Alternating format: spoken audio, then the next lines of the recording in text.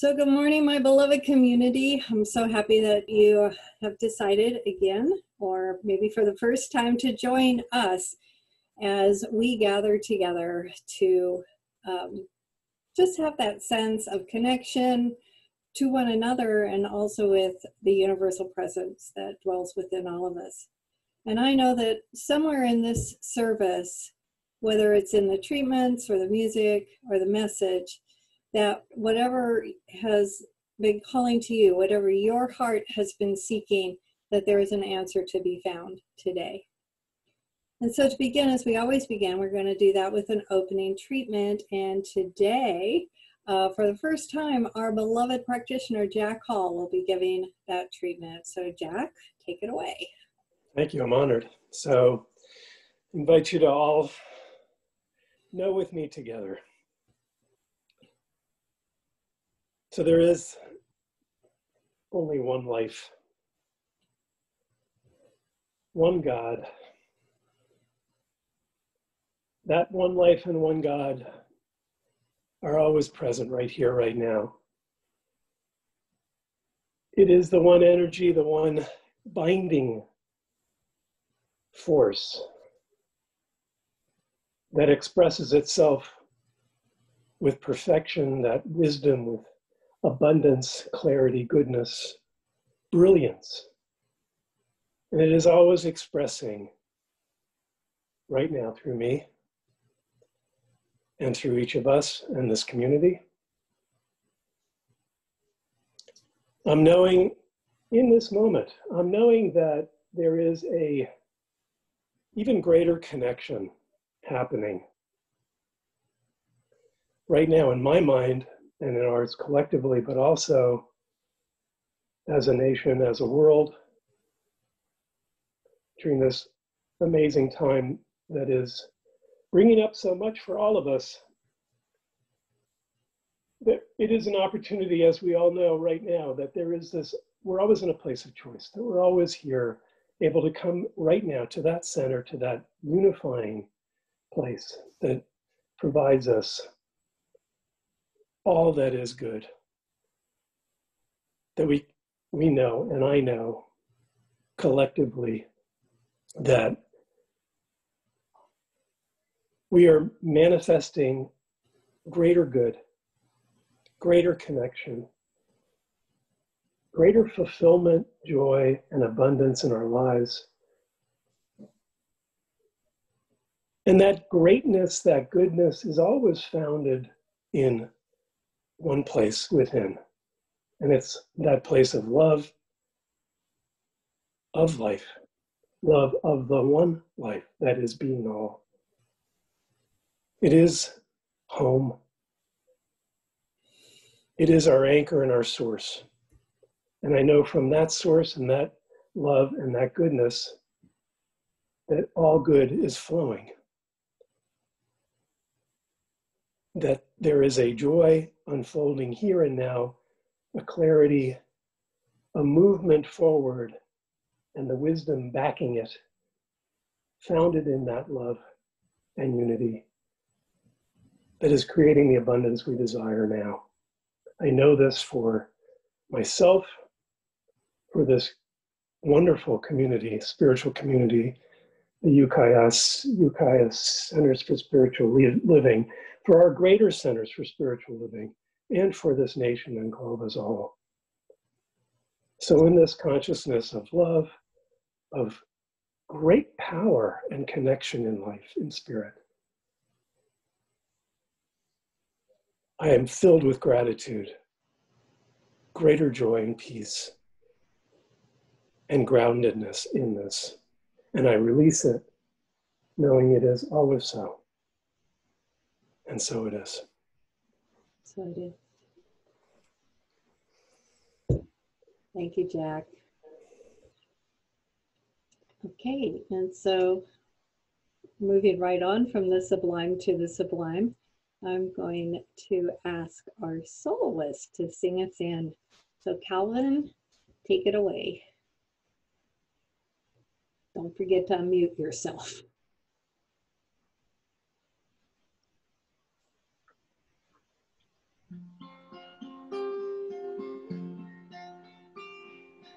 I will make a quiet place within my heart, and I will wait upon the Lord, wait upon the Lord.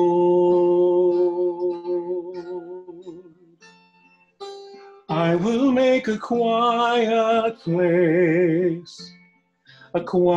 place within my mind, and I will wait upon the Lord, wait upon the Lord.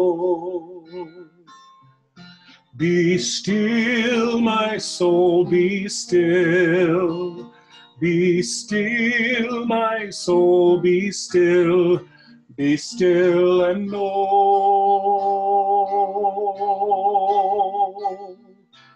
I will make a quiet place within my life, and I will wait upon the Lord, wait upon the Lord. Be still, my soul, be still. Be still, my soul, be still. Be still and know.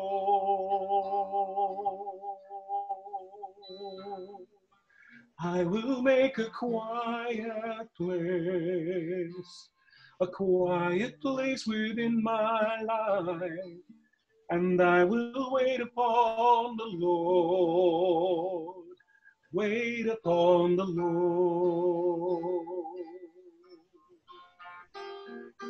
I will make a quiet place.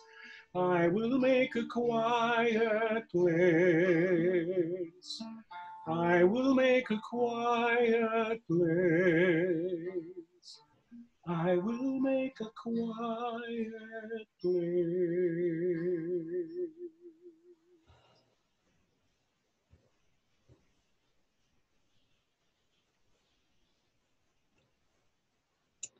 Thank you, Calvin. That was amazing, as always. One of my favorites that Calvin does for us. So thank you. So I want to begin just by saying that today is all about me. I put this talk together totally aware of what's about to happen in a couple of days in the United States, and wanting to find not just where I think is the best place to stand for me, but the best place to stand. And so the topic today, like I said, is for me to try to remember my truth, but sharing it with you, and hopefully it will encourage you to stay in that place of truth for yourself also. My topic is an orderly, balanced mind. In the physical world, when we are balanced, what that basically means is that the weight is equally distributed, which is great. I mean, in a person, to be able to stand and have your weight evenly distributed, and so you're balanced, that's great until you want to move. And the second you start moving, whether it's just adjusting in your chair or walking or anything, then what has to happen is continual adjusting. And if you think about, just as you're walking, we don't have to think about it. It's the same with driving. We don't think about, but we're all the time, just these little tiny fraction of an inch adjustments is the difference between being able to walk, being able to drive, or falling down, or going off the road. So it's important that to recognize that balance, or at least to me, that balance means adjusting and adjustment continually. And I also really feel that right now that balance is more important than ever. So adjusting is more important than ever.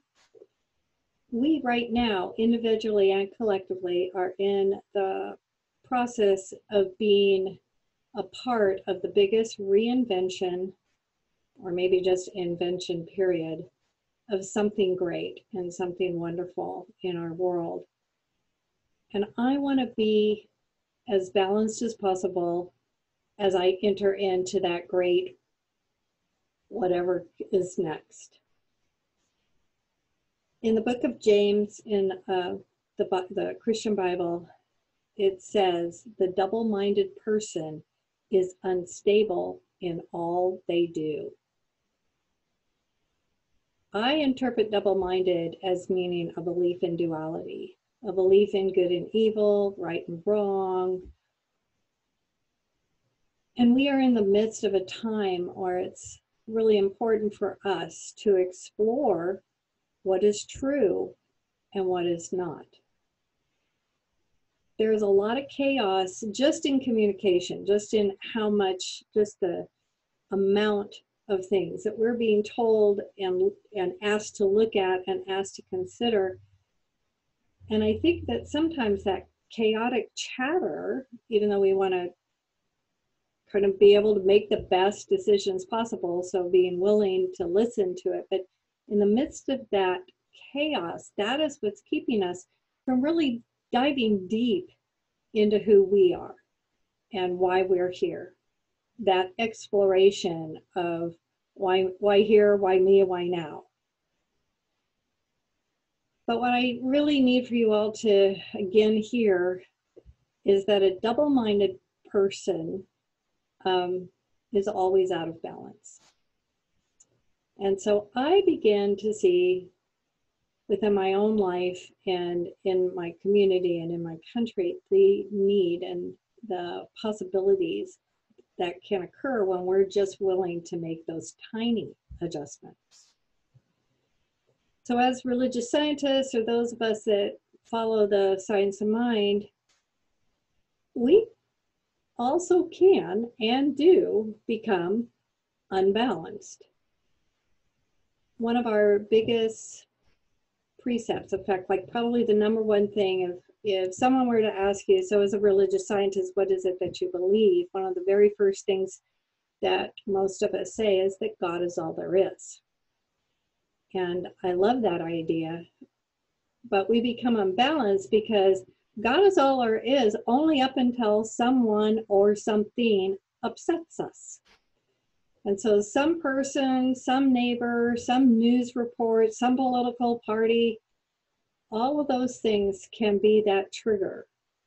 And instead of making the tiny adjustment of like, I'm here to observe and to hear, we kind of jump into more of a place where we just kind of want them to disappear and go away and not bother us anymore.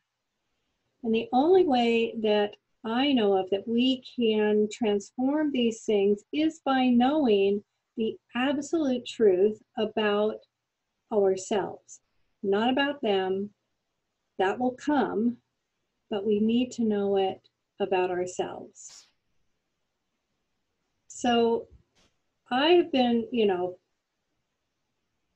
probably like a lot of you, I have a lot of contacts and a lot of connections. And what I'm discovering is overwhelmingly people want to be peaceful, they want to be kind, etc.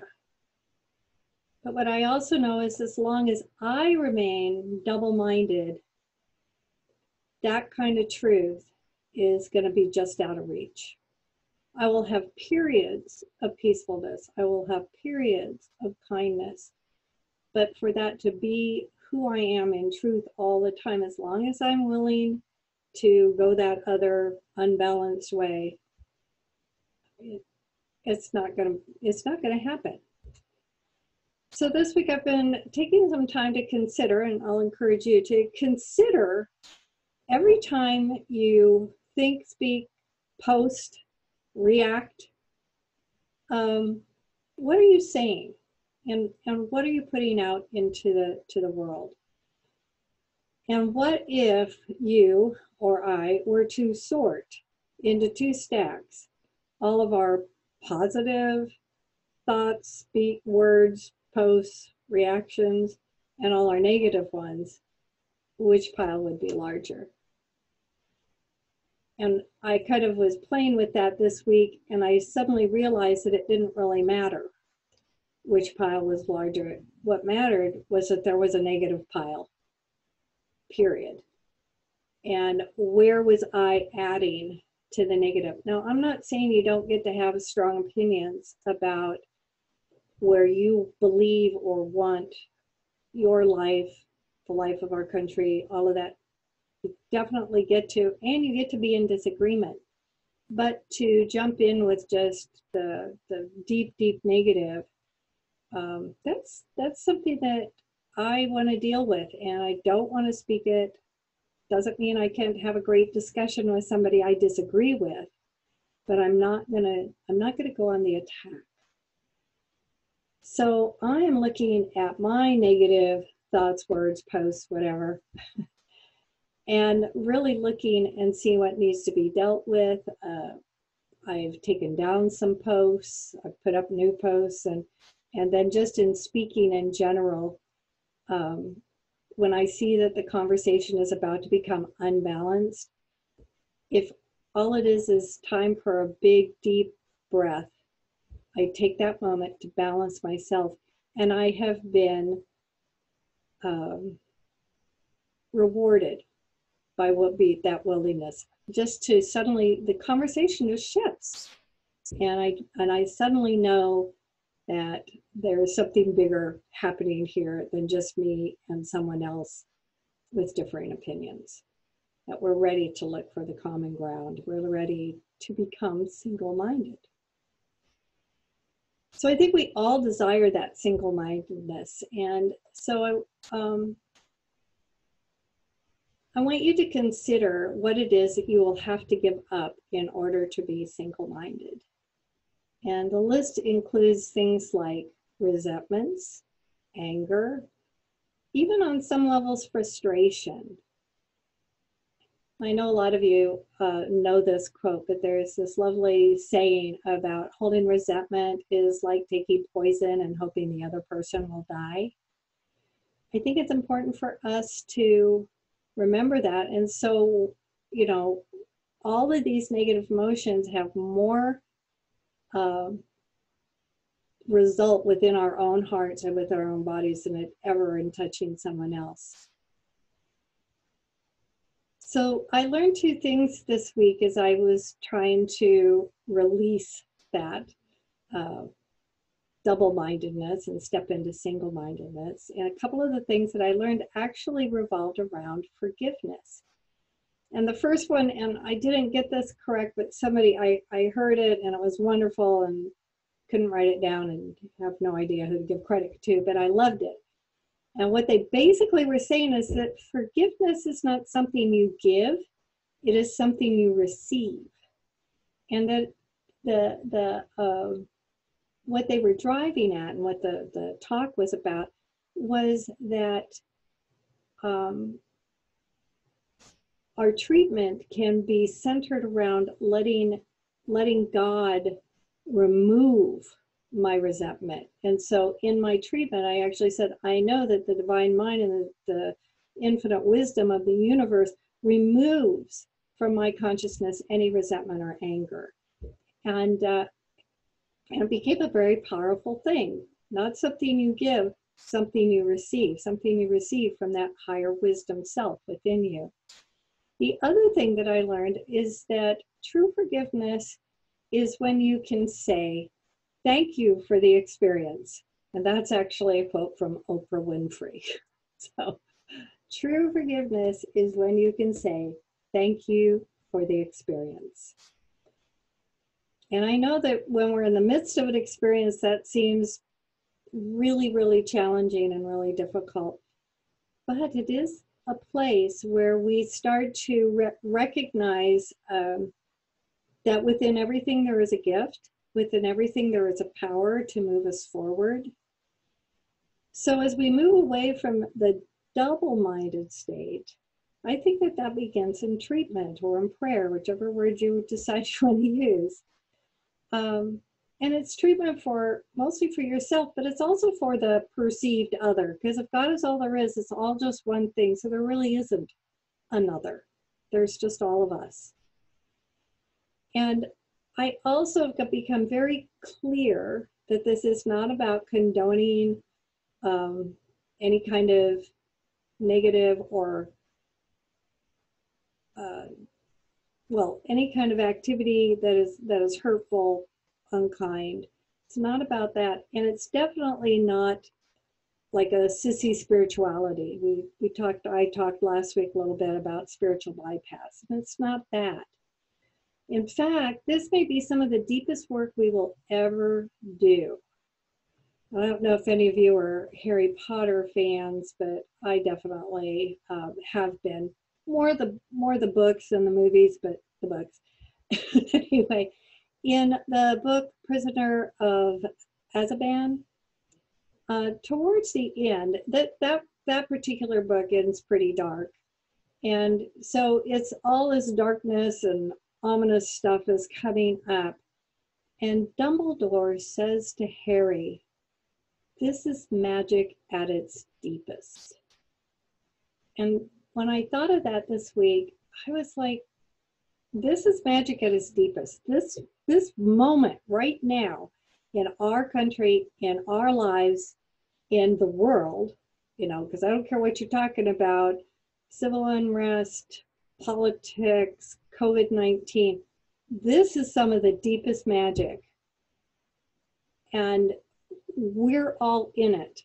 So what are we doing? What is our magical part in here? Because I really started to ask myself, when I look back on this period of time, when I remember this, I want to know that I made a difference. And when we remember who we really are, it dissolves the differences between us. Not the uniqueness, not our specialness, but the division between us. So I think it's important that we begin to recognize who and what we are in this situation, and to look for the win-win in every moment, in every situation. And I know that with COVID, the election, all of that, and all this other stuff that is going on, this isn't easy. So back to not sissy spirituality, it's not easy, and it's not always going to be obvious. But if everyone, we know in our heart of hearts as we move through this, the rest, this next week and maybe a couple of months as we move through this, that there is somewhere within us that we know that the highest and best is being revealed for every person, that everyone is going to come out better and for the good. So I do want to think about, how do I want to remember the part I played in this? There's an author that I really like, John O'Donnell, and here's something that he suggests that I think we could try. And he writes, "Bless the peace between us. Bless the peace between us." So it's time to do that deep dive. It's time to really get in there and know the truth about ourselves, know the truth about the perceived other. But I want to give you something else that you might want to consider. So I have this day, and it's a day from my childhood.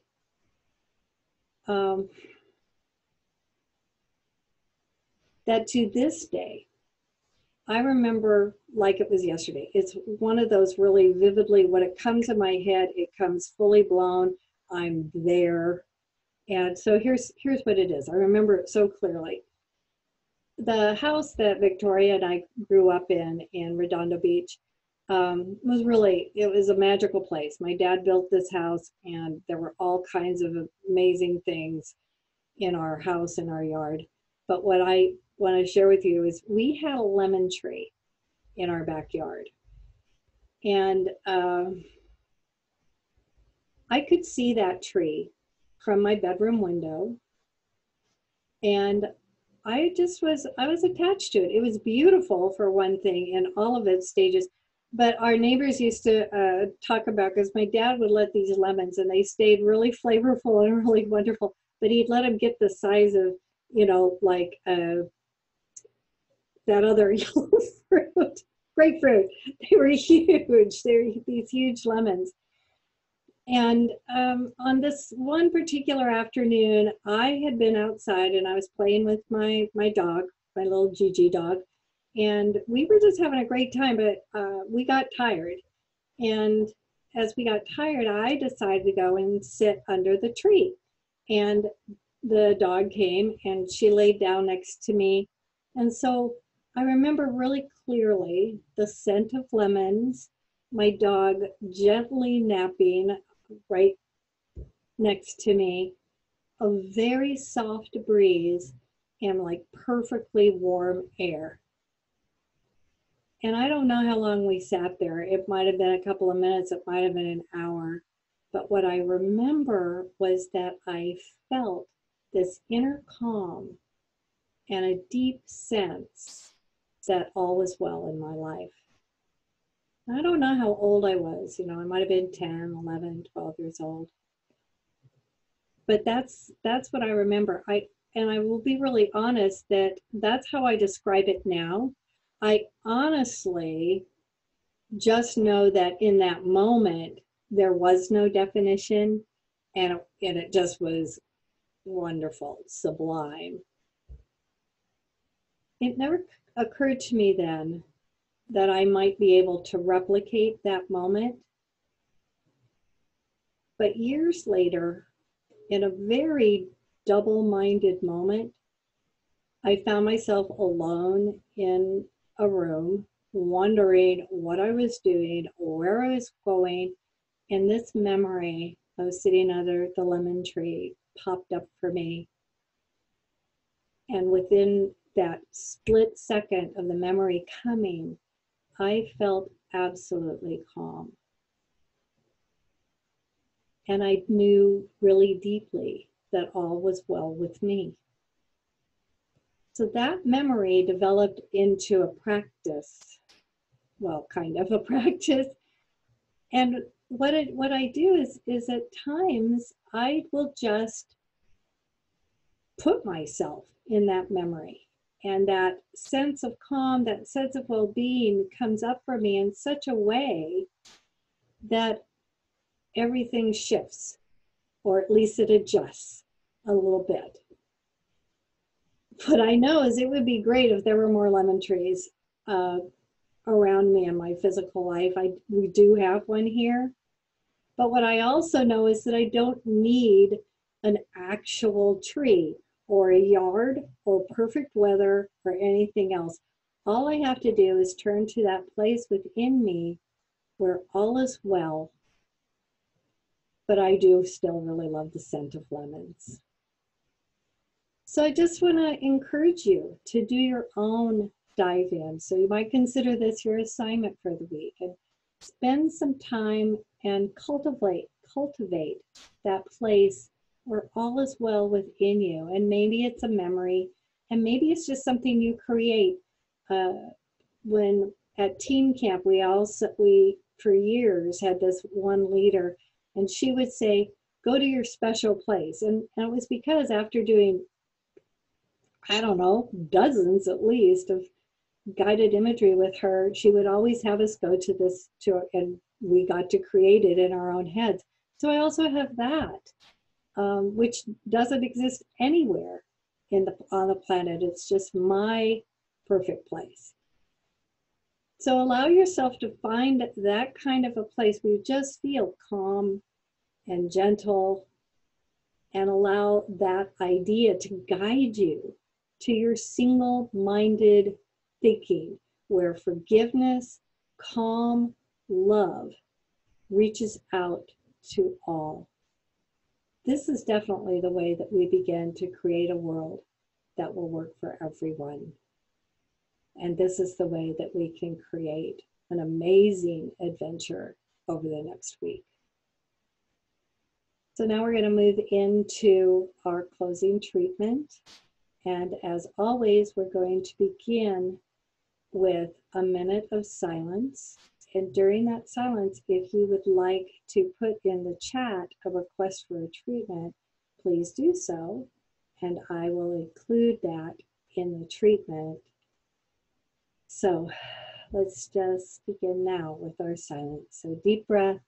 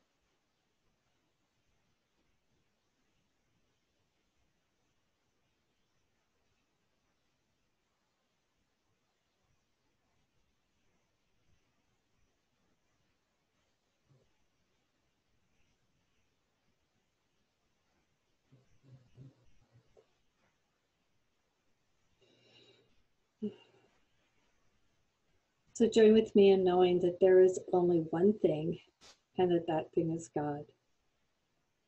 How wonderful it is to be in this single-minded place, knowing that the infinite and divine love of God is everywhere, and that includes within each and every one of us. We take this moment to remember that this beautiful energy is breathing us, living us, and guiding us. In every moment and in every way, we can sense, see, and feel its presence. This includes our shared experience, which we know as an outcome of an excellent election day that rises us all here in the United States and in the entire world to a greater and common good. How wonderful to bring the altar of light to our thoughts, our fears, our needs, our doubts, and our desire. For it is here that we lay down all armor and resistance. And instead we affirm a deeper resolve for a higher vision for each and every one of us. We lift up the planet, humanity, the United States, ourselves. We call in wholeness, peace, and a soul remembrance that the universe is conspiring for the good for every person everywhere. There is nothing outside of the divine. So there is nothing anywhere that can move us out of this grace, out of this love. And in this perfect moment, we bathe ourselves in gratitude. Gratitude for everything and everyone, for this single-minded energy. We know that it is transmitted in our thoughts, our words, and our deeds. And from this place, I also affirm for Teresa that there is absolute peace and clarity in her single-minded approach to today and to every day to come. That she is also lifted up and inspired by every step, by every action, by every interaction. And this is hers freely and lovingly presented as a creation of the divine. So from this place, I know for all of us that we let go, we surrender, and we trust. We trust that this word has been heard and that extraordinary things are moving through the mind of God from the invisible to the visible because we have taken the time to affirm it to be. I trust this truth, and I simply allow the beauty of the universe to carry this treatment into the hearts, souls, and minds of all. So I accept for all beings everywhere that all beings are happy, all beings are peaceful, all beings are God. For all beings are right now single-mindedly clear about who and what they are. And with deep, deep gratitude, I let this be so, and so it is. So take another deep breath. And as we move from this level of consciousness and we gently move into the practice of circulation. So yes, my beloveds, we are about to have our offering time. And as always, I want to begin by thanking everyone present here and even some that are not for your ongoing support of this center. Because I know that you recognize with me that this center, this place of love, this place of peace, this place of single-mindedness is only here because we are here to support it. So I'm going to put up our affirmation. And so you can say with me now, divine love through me blesses and multiplies this gift. With all my heart and with all my mind, I know that I am saying yes to something I value. With all others present here, we dedicate these gifts to the values and vision we share. So I'll also just remind you really quickly that there are 3 ways you can to donate to the center. The first is you can do an actual, write a check, send it to the center. Gail will lovingly take it and make sure it gets where it needs to be. And the next is what I do. I do electronic bill pay, so I just have the center as a payee, and so every month, you can make it a reoccurring also, but there's that. But the third one is we now have a PayPal button, and if you go to our website at cslukaya.org, there is a button there. If you push that, it'll take you right to the PayPal place. You do not have to have a PayPal account to use this because we have it. And it's really simple, it's easy, and you're done. That can also be set up as reoccurring. So thank you again for all of you.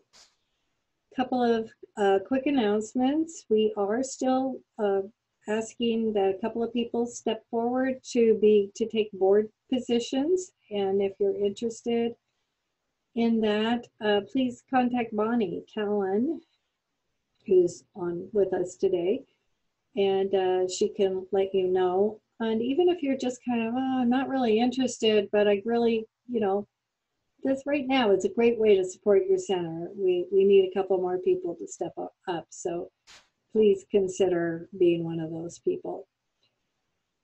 Also, this, as you know, on Tuesday is Election Day here in the United States, and there are so many meditation and prayer meetings available. But how about this? This is pretty simple. Yeah, this is what it appears several small centers are doing.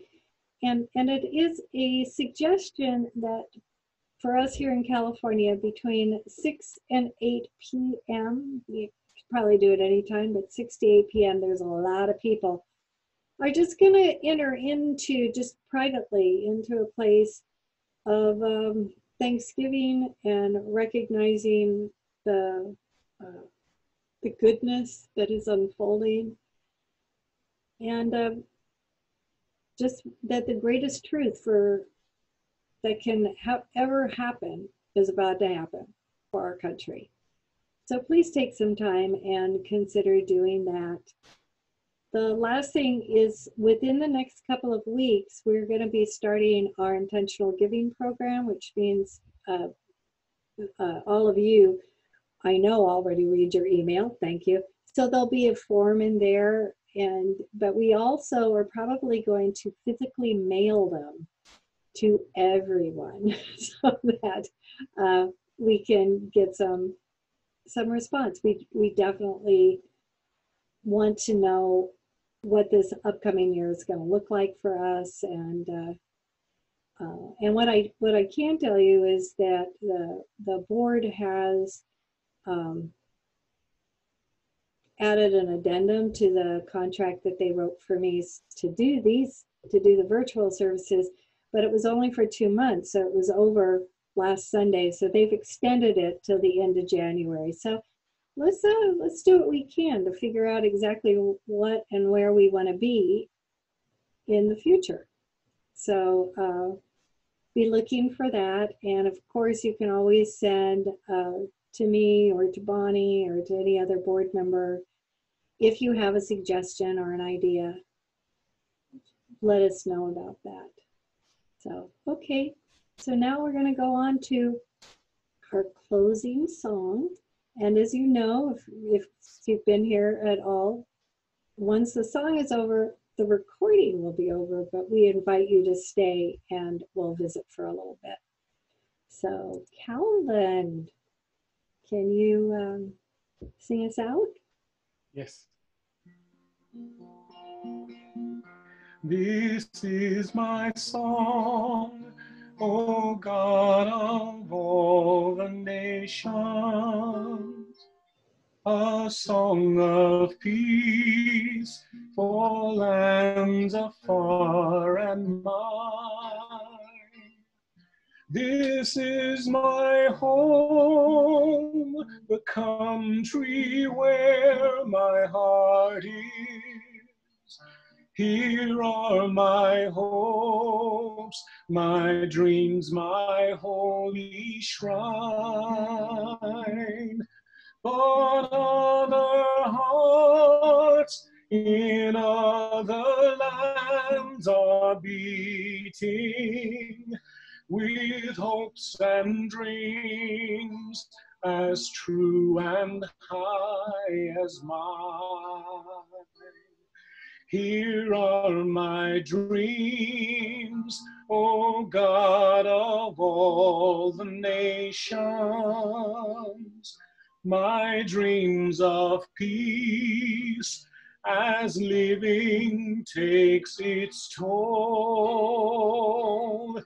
May we all reach that place of spirit in us, and may we know thy touch on all our souls, and may we sing the songs of light that beckon, that light that heals, restores, and makes us whole.